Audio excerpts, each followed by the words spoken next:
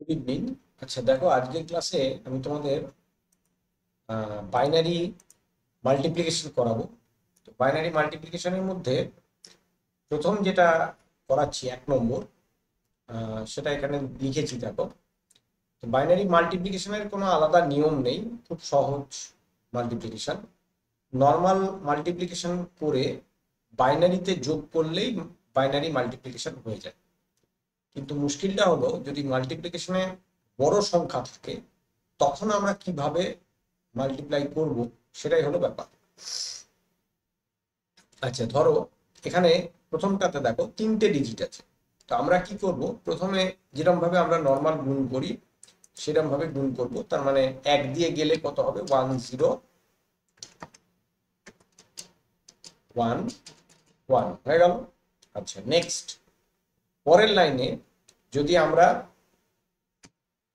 আহ, আবার যদি একই পদ্ধতিতে পরের লাইনটাকে গুণ করি, তাহলে সেক্ষেত্রে কিভাবে, মানে কত আসবে, 1 0 1 1। একদম ডান দিকেরটাকে আমরা কি করি, ক্রস করে দিই। ঠিক আছে, এইবার আমাদের নর্মাল গুণের নিয়ম কি, না আমরা আরেকটা যে ঘর আছে 1 আছে সেটা দিয়েও গুণ করব, করে পরেরটা লিখবো, লিখে ফাইনাল যোগটা করব। কিন্তু এই ক্ষেত্রে বাইনারি গুণের ক্ষেত্রে আমরা কি করব, সেটা করব যখন দুটো সংখ্যা গুণ করলাম তখন আমরা যোগটা করে নেব, যোগটা সেরে নেব, তারপর আমরা থার্ড গুণটা। কারণ কি, যে কোনো দুটো বাইনারি সংখ্যা যোগ করা অত্যন্ত সহজ, এবং ইতিমধ্যেই তোমরা বাইনারি যোগ শিখে গেছো, তার মানে তোমরা এটা পারবে। তো যোগফল কত হচ্ছে একটু হিসেব করে দেখো, পারবে। কত হচ্ছে দেখো, ডান দিকে 1, এটা লিখেই করি,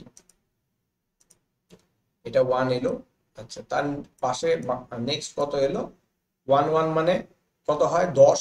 তার মানে এটা 0, হাত থাকলো 1, সেই একটা এই একের সঙ্গে যোগ হয়ে 1 1 10, তার মানে আবার একটা 0, হাত থাকলো 1, আবার 0, হাত থাকলো 1, আবার 0, হাত থাকলো 1, বসে গেল ফাইনাল। ঠিক আছে, এইবার আমরা কি করব, এইখানে আমরা দুটো শূন্য দেব, সরি দুটো কাটা দেব, দিয়ে বাকি যে, মানে একটা গুণ আমাদের বাকি আছে সেটা এবার আমরা করব। তো এবার থার্ড, মানে নেক্সট গুণটা কত আছে, আবার একটা 1 দিয়ে গুণ, তার মানে 1 0 1 1 এখানে আবার লিখতে হবে, 1 0 1 1 হয়ে গেল।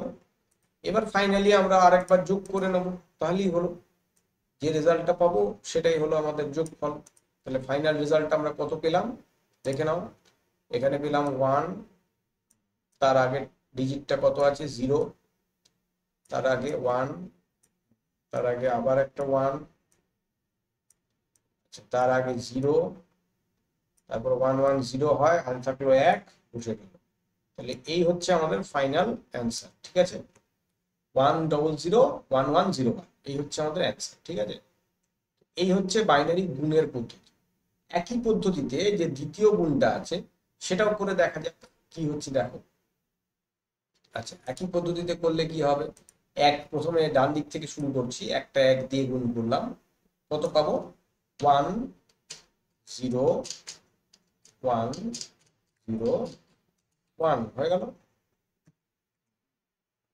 এইবার নেক্সট নেক্সট লাইনে কি করব, নেক্সট লাইনে আমরা আবার ওই 0 দিয়ে গুণ করব। তো 0 দিয়ে কি হবে, পাঁচটাই তো শূন্য হবে, 0 0 0 0 0, আর ডান দিকের ডিজিটটা ক্রস হয়ে গেল।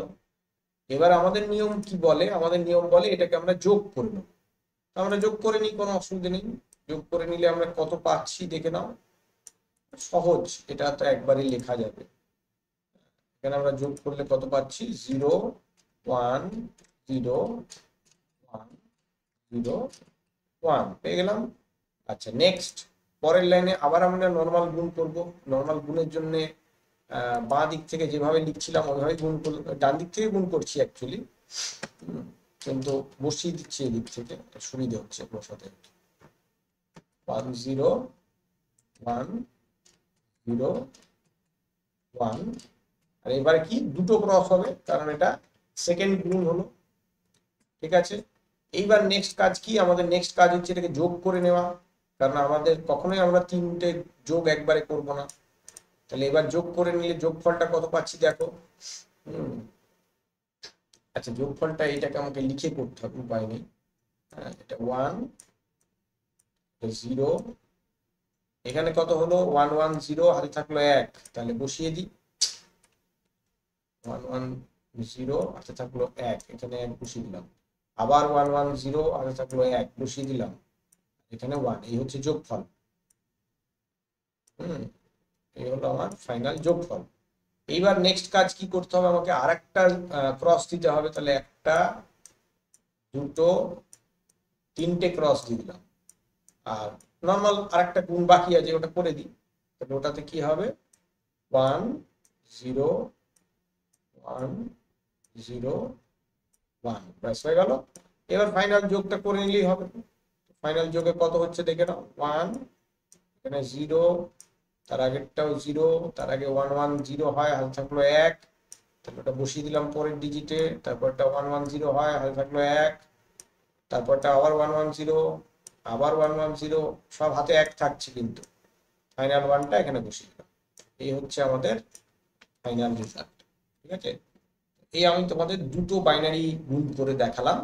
আমার মনে হয় বাইনারি গুণের সমস্যাটা তোমাদের কিছুটা মিটলো। কোথাও কোনো ডাউট থাকলে অবশ্যই প্রশ্ন করবে, ভালো লাগলে লাইক করবে, চ্যানেল ফলো করবে, তাহলে দেখবে পরপর ভিডিওগুলো দিচ্ছি, মনে হয় বুঝতে সুবিধা। থ্যাংক ইউ সো মাচ, আজকে এইটুকুই রাখছি।